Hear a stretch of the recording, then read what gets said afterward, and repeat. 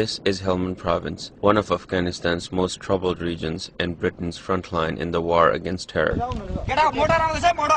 Here in Helmand, soldiers from the Royal Gurkha Regiment fight alongside the British Army. Together, they are locked in a battle with the Taliban.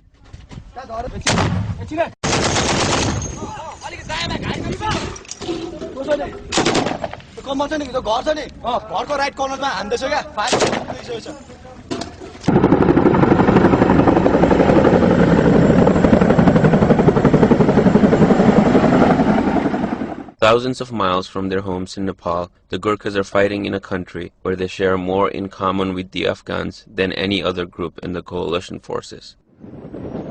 The name Gurkha comes from the town of Gorkha in western Nepal. The Gurkhas have been fighting for the British since 1815, when groups of Nepali soldiers were recruited by the East India Company. Since then, military men calling themselves Gurkhas have fought for the British in every major battle. Today, the soldiers are primarily here in Helmand, where a major offensive began this past summer. Their job is to mentor the Afghan National Police and work closely with the Afghan National Army.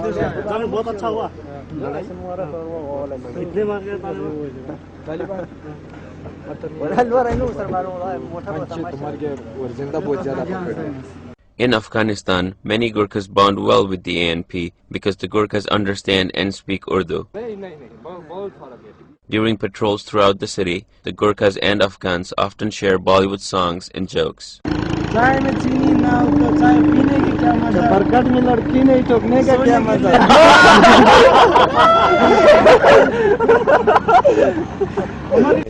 obviously coming from Nepal.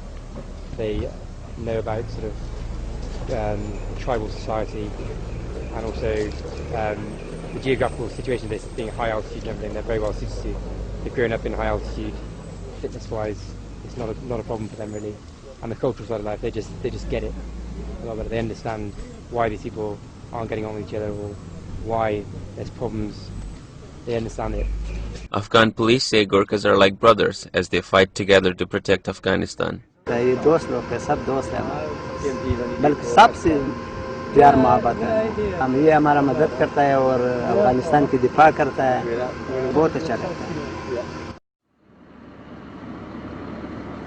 Every morning, the Gurkhas patrol the Lashkargah Bazaar and stop at police checkpoints throughout the area to collect reports.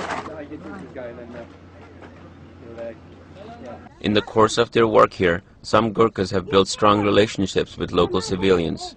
Sergeant Shiva Kumar Rai attributes much of that to culture affinity. We work as a team and we like to share the things like food or whatever you have.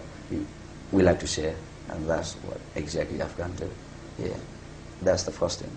And I think we care about other guys at the team, and exactly they do. And they are really working for their group or their brother or their families. British officers say that the unique bond between Gurkhas and Afghans has helped the British, at times, to receive valuable intelligence about their enemies. He'll go up to the boys and he'll say to the boys, "Oh, this has happened in this checkpoint," and you'll ask the checkpoint commander and he'll say, "No, don't know about that. Nothing's happened." And he'll say, "No, this definitely happened." And you'll go to wherever he says, and then there's something happened there. Actually, that guy they are very good friends with, so he'll make a conscious effort to come and talk to the boys. But the strongest relationship the Gurkhas have is with their British counterparts. Living and working with the British, the Gurkhas have blended quite well into Western culture.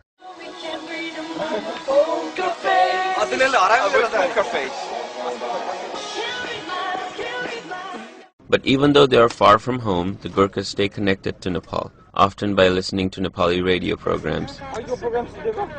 And when it comes to food, even a hot summer afternoon does not stop them from preparing their own meal.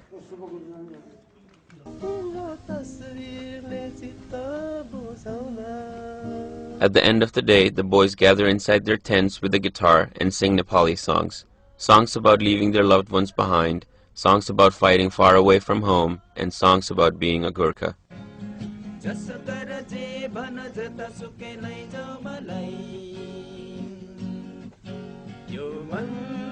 त मेरो गोर्खाली हुँ जसो गर जे भन जता सुकै लैजाऊ मलाई